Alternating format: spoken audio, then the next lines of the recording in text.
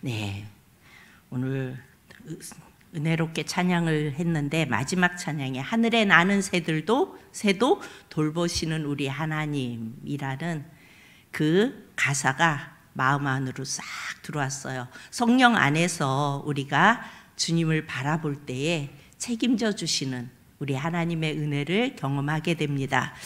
이 시간 이렇게 인사했으면 좋겠습니다. 누구를 우리 주님이 책임져 주십니다. 인사하시기 바랍니다. 아멘. 우리 아이가 성령 안에 거할 때에 하늘에 나는 새도 들에 피는 꽃도 책임져 주시는 우리 하나님이십니다. 아멘. 예, 오늘 말씀을 보면요, 하나님이 지명하여 부른 12명의 지휘관들, 우두머리들이 헌물을 드리는 모습이 오늘 말씀의 모습입니다. 우리 10절을 보면요, 10절에 7장 10절에 보면요, 제단에 기름을 바르던 날에 이렇게 말씀해요. 그러니까 성막을 다 세운 후에 이제 그 제단에 기름을 발라요. 이 기름을 바른다는 것은 하나님의 것이다 라는 의미라고 말씀드렸죠. 우리도 성령의 기름이 발라져 있어야 하나님의 것입니다. 아까 우리가 함께 인사했죠. 성령 안에 있으면 하나님이 책임져 주십니다. 그러니까 성령의 기름이 발라져 있어야 우리도 하나님의 것입니다. 그래서 성령의 기름이라는 것은 하나님의 영, 그러니까 예수의 영이 없으면 우리는 그리스도의 사람이 아닙니다. 교회에 왔다 갔다 해도 그렇지만 우리 안에 예수의 영이 있으면 우리는 하나님의 사람이고 기름이 발라져 있는 사람들이라고 이렇게 말씀드렸습니다. 오늘 말씀에는요, 계속해서 헌물과 제물에 대한 말씀이 나옵니다. 우리 12절을 봅니다. 7장 12절을 보면요, 첫째 날에 헌물을 드린 자는 유다 지파 암미나답의 아들 나손이라. 13절, 그의 헌물은 성소의 세겔로 130세겔 무게의 음반 하나와 70세겔 무게의 음발이 하나라. 이 두 그릇에는 소재물로 기름 섞은 고운 가루를 채웠고, 이렇게 말씀해요. 이렇게 음반 하나, 은쟁반이죠. 음발이는 뭐예요? 은대접, 고운 가루. 여기에서 은반 하나, 음발이, 고운 가루는 다 예수님을 드러내고 있습니다. 그런데 그 은쟁반에 은대접을 놓고 그 안에 고운 가루를 담았어요. 이 고운 가루도 우리 예수님을 예표합니다. 그리고 14절을 보면요, 또 13개의 무게의 금그릇 하나라. 그것에는 향을 채웠고, 이렇게 말씀하세요. 금그릇도 예수님을 그림자하고 있어요. 그리고 향을 채웠어요. 여러분, 향이 올라간다고 하면은 우리가 기도가 올라갈 때 향이 올라간다 그러죠. 누구의 이름으로 그 기도가 올라가요? 예수님의 이름으로. 이것이 헌물입니다. 그리고 15절을 봅니다. 15절에 또 번제물로 수송아지 한 마리와 수양 한 마리와 1년 된 어린 순양 한 마리이며, 그러니까 번제물로 이렇게 드리고, 16절에 속죄제물로 순염소 한 마리이며, 17절에 화목제물로 1년 된 어린 순양 5마리와 이는 암미나답의 아들 나손의 헌물이었더라. 이렇게 번제물, 속죄제물, 화목제물 다 우두머리들을 지명해서 하나님이 부르셔서 헌물을 이들로 하여금 드리게 하셨다는 거예요. 여러분, 잘 생각해 보세요. 이들이 애굽에서 노예로 살다가 광야로 나와서 지금 드리는 헌물이에요. 그렇다면 이들은 애굽에서 잘 살다 나온 자들이 아니고 노예로 살다가 나왔다는 걸 우리는 너무나 잘 알아요. 그런데 이들이 이런 재물이 어디서 났을까요? 우리 84절, 88절 우리가 아까 본 말씀으로 넘어가 봅니다. 84절에서 88절에 보면은 쭉 말씀이 나와요. 우리 아까 봤지만 다시 한번 쭉 봅니다. 이는 곧 제단에 기름 바르던 날에 이스라엘 지휘관들이 드린 바 제단의 봉헌물이라. 은쟁반이 12이요 은바리가 12이요 금그릇이 12이니. 85절 시작. 세겔 무게요 은바리는 각각 70세겔 무게라. 성소의 세겔로 모든 기구의 은이 모두 2400세겔이요. 또 향을 채운 금그릇이 12이니 성소의 세겔로 각각 10세겔 무게라. 그 그릇의 금이 모두 120세겔이요. 또 번제물로 수송아지가 12마리요. 순양이 12마리요. 1년 된 어린 순양이 12마리요. 그 소제물이며 속죄제물로 순염소가 12마리이며. 예, 화목제물로 수소가 24마리요. 얼마나 많은 걸 드렸는지를 지금 말씀 보는 거예요. 순양이 60마리요. 순염소가 60마리요. 1년 된 어린 순양이 60마리라. 이는 제단에 기름 바른 후에 드린 바 제단의 봉헌물이었더라. 84절에서 88절까지 쫙 나열된 이 제물 모두 애굽에서 나올 때 이들이 가지고 나온 거예요. 노예였는데, 여러분 430년간 애굽에서 노예였는데 출애굽할 때 빈손으로 나온 것이 아니라 이 모든 것들을 이들이 가지고 나왔어요. 그래서 지휘관들이 헌물을 드리는데 12명이 각 지파잖아요. 12명이 똑같이 헌물을 드리라고 하나님께서 그렇게 명령을 했는데 모든 사람이 다 똑같이 그렇게 드렸어요. 12. 엄청나게 많은 거잖아요. 그러니까 하나님은 430년 동안 애굽에서 종살이한 자기 백성에게 빈손으로 나오게 하지 않으셨다는 거예요. 풍족하게 주어서 이끌고 나오게 하셨다는 겁니다. 여러분, 하나님은요, 우리가 수고하고 애쓴 것에 절대 빈손으로 가게 하시는 하나님이 아니세요. 여러분 믿어지세요? 하나님을 위하여, 주님의 일을 위하여 내가 수고하고 애썼으면 그것에 대해서 채워주세요. 그런데 이것이 내가 이렇게 애썼으니까 나를 이렇게 줘야지, 이거는 아니에요. 그렇죠? 우리는 은혜로 감당해요. 그런데 우리 하나님의 사랑은 그것을, 우리는 은혜로, 하나님의 은혜로 감당했는데 그것을 빈손으로 가게 하시지 않는다는 거예요. 우리의 삶을 가만히 보면요, 우리는 나에게는 많은 것을 투자합니다. 그렇죠? 그러나 우리가 주님 나라와 복음을 위해서는 별로 관심이 없을 때가 많아요. 나를 위해서는 많이 투자하고 나를 위해서는 쌓아두고 나의 어떤 것을 위해서는 막 하는데 주님을 위해서는, 주님 나라를 위해서는 인색할 때가 많은 게 우리의 모습일 수도 있어요. 그런데 하나님은 하나님의 나라와 복음을 위해 살면 절대 빈손으로 돌아가게 하시지 않는다는 것이 오늘 이 예물을 드리는 이 말씀의 첫 번째 메시지입니다. 이들은요, 하나님 앞에 마음껏 드려요. 노예로 있다가 나온 백성이 광야에서 지금 이 예물을 드리고 있는 건데, 이 헌물과 제물을 드리고 있는데, 이들은 하나님이 말씀하시는 대로 12지파 우두머리들이 그냥 이 아까 84절에서 88절까지 읽은 이 말씀의 이 엄청난 제물들을 그냥 드려요. 드릴 수 있다는 건 뭐예요? 이들이 가지고 있다는 거예요. 가지고 있으니까 드리지, 없으면 어떻게 드리겠어요? 그만큼 하나님이 주셨다는 겁니다. 4, 5대를 애굽에서 노예로 살던 이스라엘 민족에게 마지막 장자의 죽음이 있고 난 후에 하나님이 이웃에 가서 뭘 취하라고 그래요? 금은 보화를 취하라고 말씀하시잖아요. 애굽 사람들은 자기들의 장자를 잃고 너무너무 힘들어서, 그들이 이미 첫 번째 재앙부터 이들은 다 당해왔어요. 그리고 마지막 장자를 잃는 재앙을 당하고 나서 제발 다 줄 테니 가지고 가, 빨리 너네 나가, 이렇게 된 거예요. 그러니까 이스라엘을 빨리 내보내지 않으면 그야말로 3대가 멸절할 것 같은 거예요, 애굽 사람들의 입장에서는. 그래서 그날 밤 받은 그 금은 보화가 엄청났고, 그리고 이들이 애굽에서 치던 가축들도 다 끌고 나와요. 하나님의 일하심은 참 대단하시죠. 이들이 노인들과 어린아이들과 이 가축들과 이것을 다 이끌고 걸어가다가 홍해를 만나고 그 홍해를 건너고 광야를 지나고, 이게 어떻게 가능했을까요? 그런데 이들이 이렇게 가면서도 그들의 의복이 헤어지지 아니하고 그들의 신발도 헐어지지 않았다고 말씀하세요.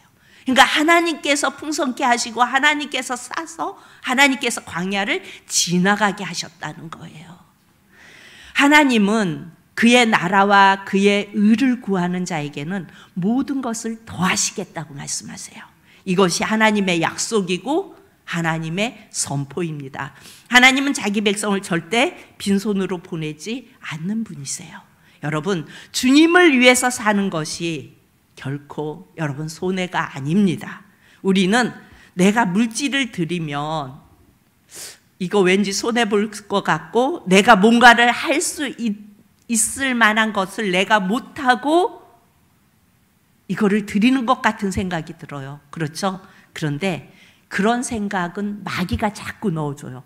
요거밖에 없는데 너 요거 쓰면 너는 어떡할래? 이렇게 자꾸 마귀가 나에게 그런 생각을 넣어줘요. 그러면 여러분, 이런 시험에 넘어가지 말기를 축복합니다. 우리는 예수님 안에서 주님이 주시는 생각이 있고요, 내 생각이 있고요, 마귀가 충동질하는 생각이 있어요. 주님의 감동에 순종하면 생각지도 않은 것들을 주세요. 내 인생에 생각지도 못한 것들을 풍족하게 주시는 하나님을 경험해요.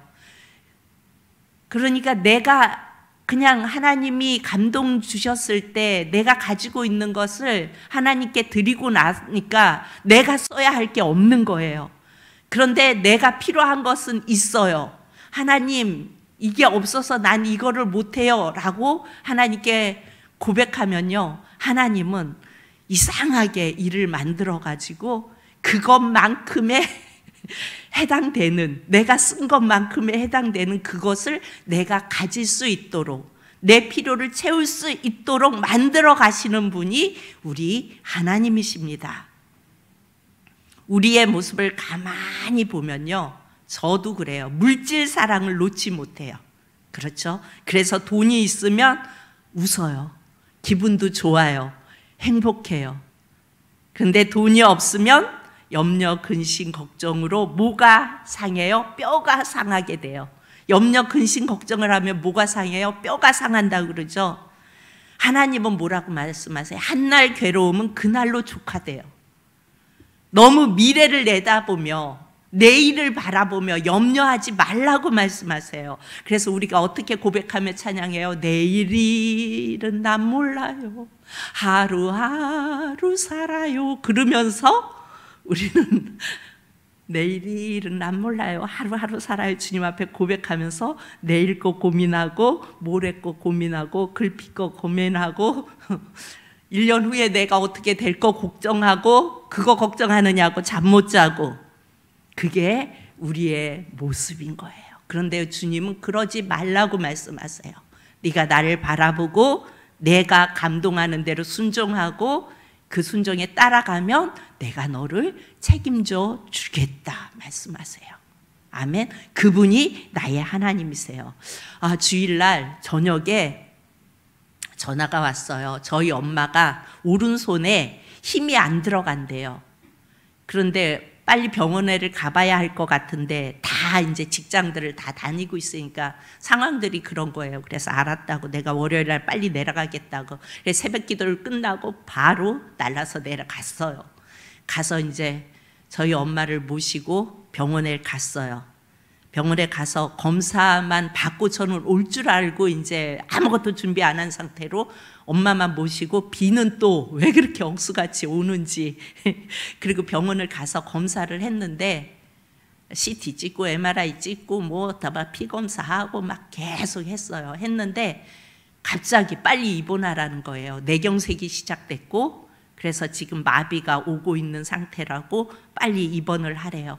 그래서 이제 입원을 막 얼떨결에 입원을 하고 그랬는데, 보호자 한 명이 들어가야 되는데 그 보호자가 들어가면 하루 이틀이 있어야 되고 이렇게 교체해야 되고 뭐 이런 어떤 룰이 있나 봐요, 그 병원에. 근데 그때 빨리 입원을 해야 되는데 저밖에 없잖아요. 그래서 이제 제가 있겠다고 하고 입원을 시켰어요. 그리고 들어가고 저희 엄마 계속 검사를 받고 막 이렇게 했어요. 그랬는데 이제 하루 지나고 그 다음 날 의사 선생님이 아침에 와서 손 들어보세요 그랬더니, 아침에 가서 엄마 손 들어봐 그랬더니 손도 못 들어. 이게 이렇게 이것도 안 되고, 근데 이건 지금도 안 돼요. 근데 손 들어보라 그러니까 손을 번쩍 이렇게 드시더라고요. 그러니까 바로 약을 투입했고, 이제 그게 계속되지 않는 약물 치료, 그 마비가 계속 오지 않도록 그거를 바로 시작을 해서 다른 데 오는 거는 제가 보기에 멈춰진 것 같아요. 그런데 이제 이미 손은 안 되는 거예요, 이게. 그래갖고 이튿날 아침에 이제 당뇨도 넣었고 저희 엄마가 치매도 좀 있고 약간 그러세요. 그런데 아침을 막 드시는 거예요. 근데 우리 엄마가 좀 자존심이 세요. 내가 엄마 먹여줄게 내가 막 그랬더니 아니래요. 이쪽은 안 되는 손이고 오른손은, 왼손은 쓰지도 않은 손이잖아요. 거기에다가 주사바늘 꽂았어요. 그 손으로 식사를 막 이러시면서 하는 거예요. 그래서 내가 먹여준다니까 아니래요. 그리고 당신이 하시는 거예요. 그래갖고 제가 계속 막 앞에다 갖다 받쳐줬어요. 흘리지 않으를 이렇게 했는데 하다가 갑자기 하더니 막 우시는 거예요. 저는 무슨 생각을 했냐면 다 쓰시던 분이 이 밥 숟가락도 제대로 못하니까 너무 기가 막혀서 엄마가 우시나 보다 막 그 생각을 하니까 너무 마음이 아픈 거예요. 그래서 제가 그래서 엄마 괜찮아 괜찮아, 지금 약물 계속 들어가고 있고 이쪽은 재활하면 괜찮아, 엄마 괜찮으니까 울지 마 막 그랬어요.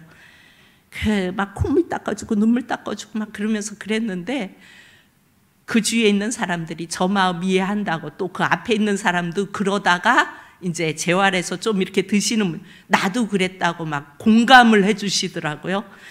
그랬는데 조금 있다가 또 막 우시는 거예요. 그래서 엄마 괜찮다고 울지 말라고. 그러니까 저희 언니, 우리 여동생은 우리 엄마를 다 봐주는 쪽이고 저는 야단치는 쪽이고, 그래가지고 우리 엄마가 저를 별로 안 좋아해요. 이틀 동안 있으면서 엄청 불편해 하셨어요, 저를. 그래서 그만 울으려고 막 그랬더니 아버지가 보고 싶다. 아니, 어제 병원에 들어요. 아버지가 보고 싶대요. 아버지 와 있으라 그러라고. 그래서 제가 그랬어요. 아버지가 이 병원 다 데리고 다닐 수 있냐고. 어디서 오라 그러고 어디서 오라고 계속 다니는데 아버지가 다닐 수 있냐고. 아버지가 어떻게 오냐고. 그냥 야단 쳤어요. 그랬더니 또 막 이러고 우시는 거예요. 그래가지고 제가 남동생에게 얘기했어요. 저녁에 너 퇴근하면 바로 아버지 집에 가서 아버지 영상통화해. 엄마가 아버지 보고 싶다고 운다야. 내가 그랬더니 알았어. 그러더니 저녁에 전화가 왔어요. 내가 아버지 모시고 로비로 갈 테니까 엄마 모시고 로비로 내려오라고.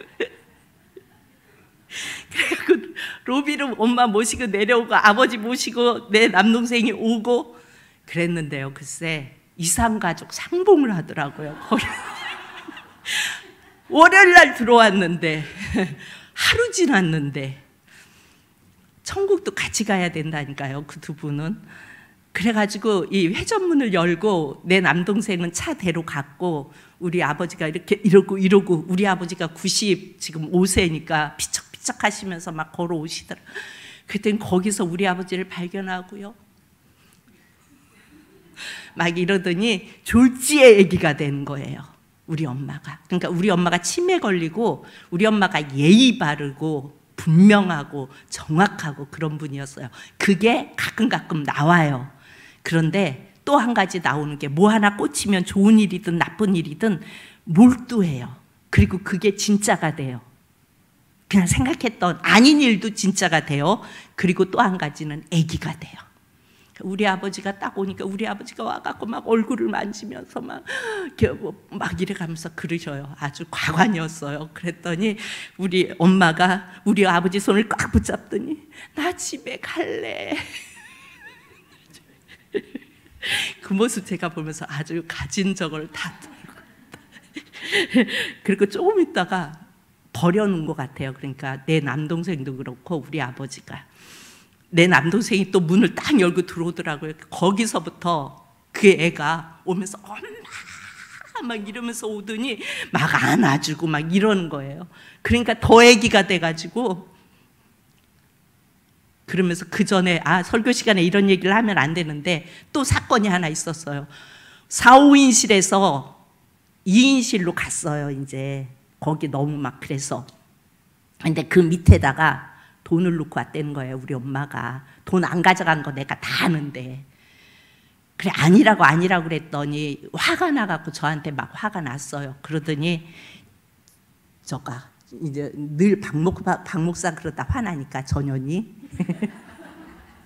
내 말도 안 듣고 내가 거기에다 넣고 왔는데 그거 찾으러 가라니까, 찾으러, 아니야 엄마 내가 찾아봤어 근데 없었어 라고 얘기를 하고, 그리고 엄마 나올 때 내가 엄마 옷 다 입혀줬잖아. 그리고 엄마 지갑 안 가지고 왔어. 그랬더니 내 동생 보고 지갑을 가져오라 그랬거든요.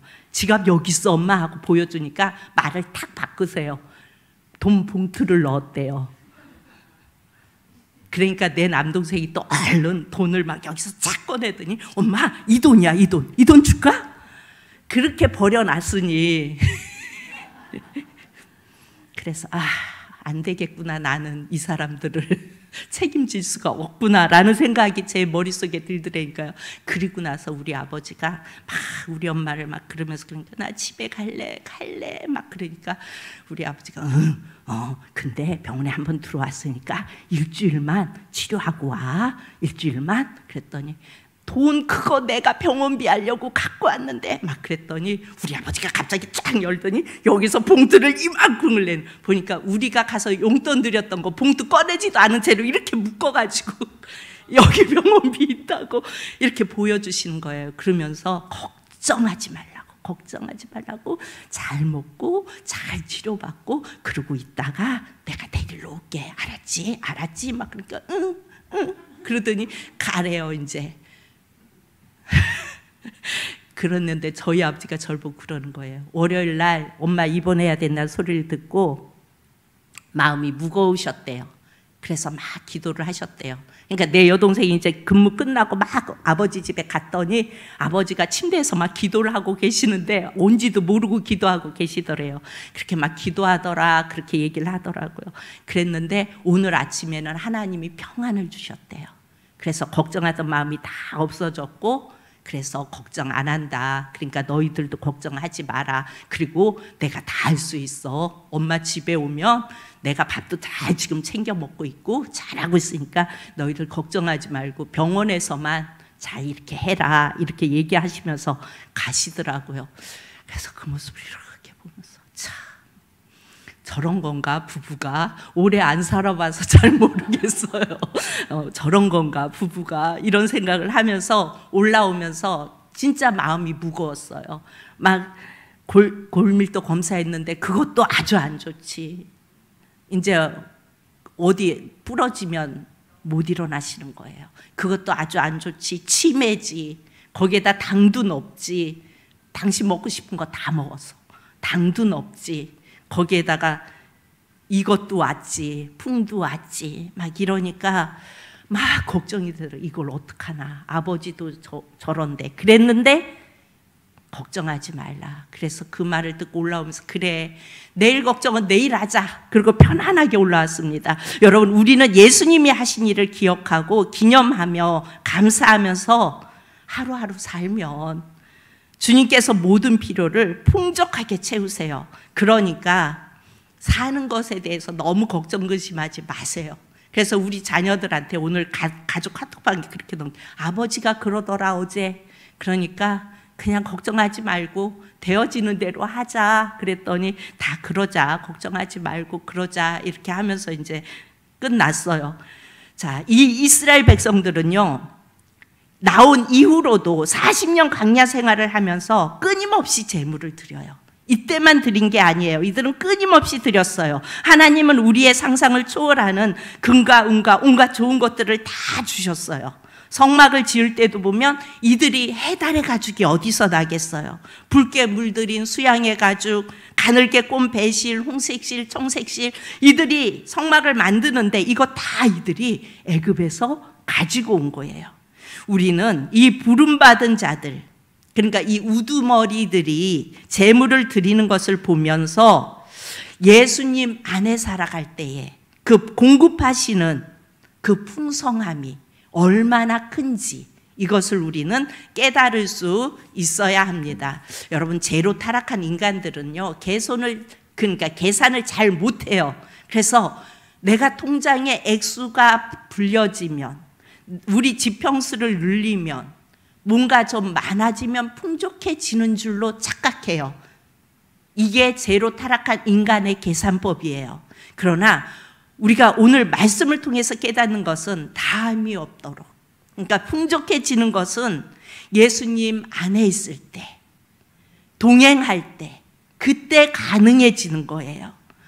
성경은 오늘 말씀을 통해서 또 우리에게 뭘 깨닫게 해주시냐면 이 말씀이 다 예수님에 대한 계시라는 것을 보여주고 있어요. 그래서 은, 금 다 이것이 예수님의 속성임을 우리에게 보여주고 있어요. 사극을 보면 왕의 음식을 기미할 때 은수저로 이렇게 기미를 하죠.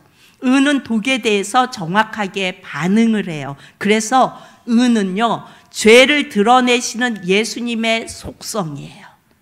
그것이 은에 있어요. 성막의 기구준에 은이 가장 많이 들어가 있어요. 성막을 만들 때에. 그래서 은은 예수님이 죄를 드러내시는 예수님의 속성을 드러내주고 있어요. 그래서 우리에게 예수님이 오시면, 예수님이 내 안에 오시면 내가 뭐인 줄을 알아요?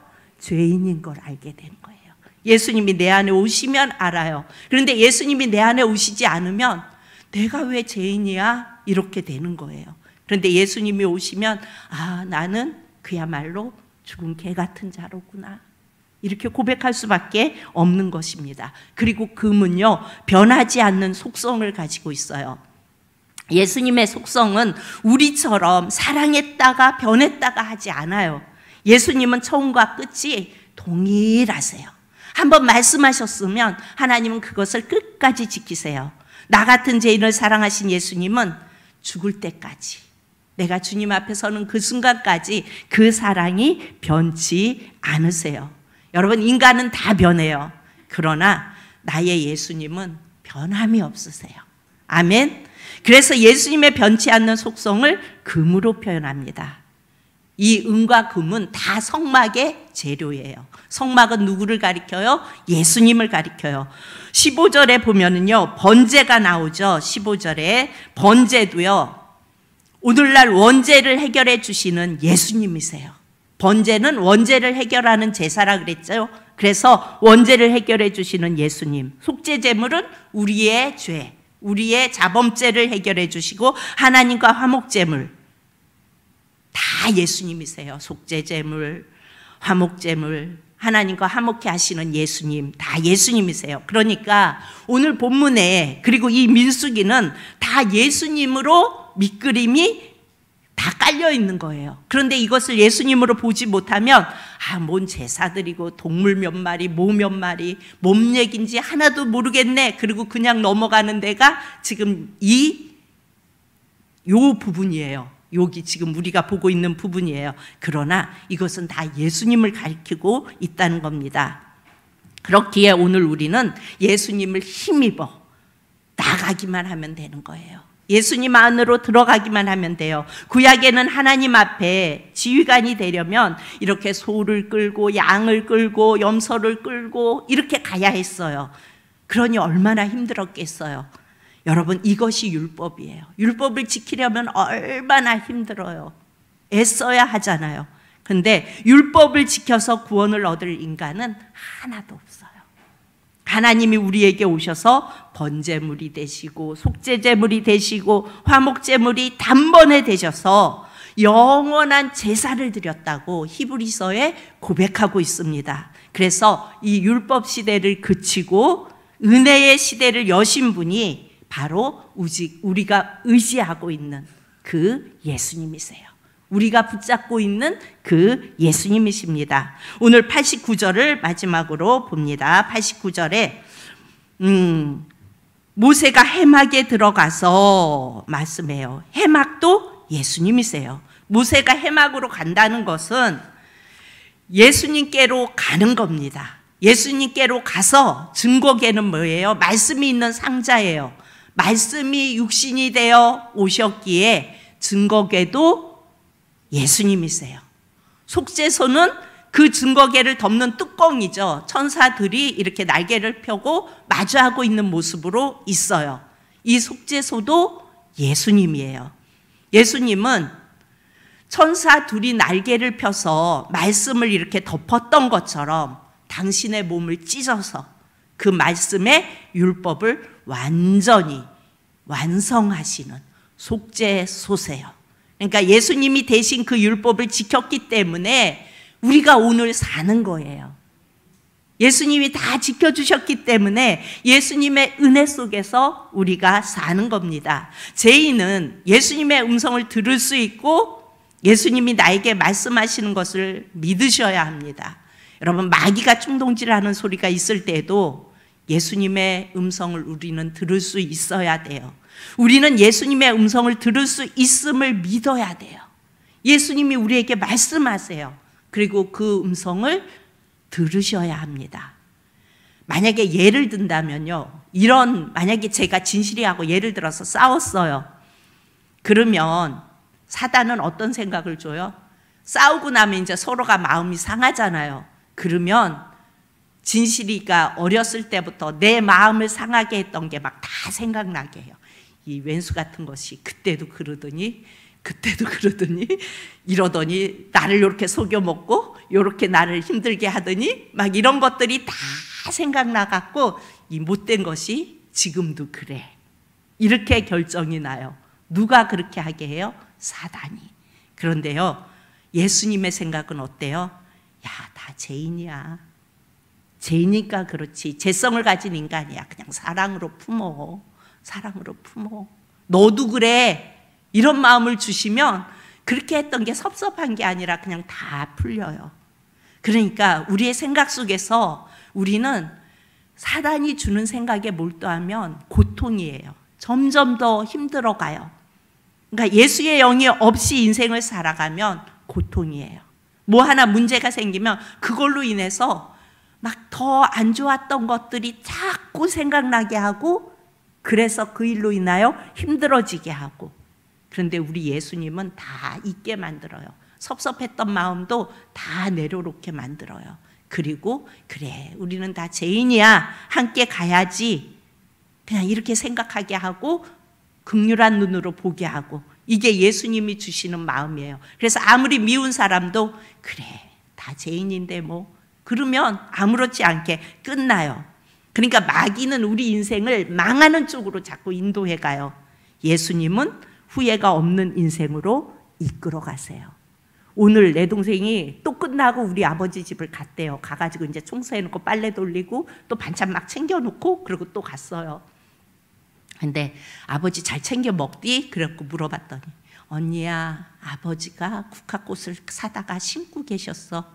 우리 엄마가요, 우리 아버지한테 빨간 국화꽃을 사오라고 그랬대요. 근데 우리 아버지가 가서 약간 죽은색 같은 보라색 송장, 그걸 사오신 거예요. 그래가지고 그걸 심었는데 추석에 갔더니 빨간색을 사오랬더니 아버지가 저 색을 사왔다고 막 그래가면 tum박을 주시더라고요. 그래서 제가 그랬어요. 아니, 왜 이게 빨간색이 아버지? 빨간색 사오랬는데 왜 이 색을 사왔어? 그랬더니 없었어, 그냥 그러더라고요. 근데 그걸 기억하시고 엄마 퇴원하고 오실 때 보여드리려고 가서 참 찐사랑이다 제가 그냥 그러고 끝내고 말았는데, 예, 그걸 갖다가 막 심고 계시더래요.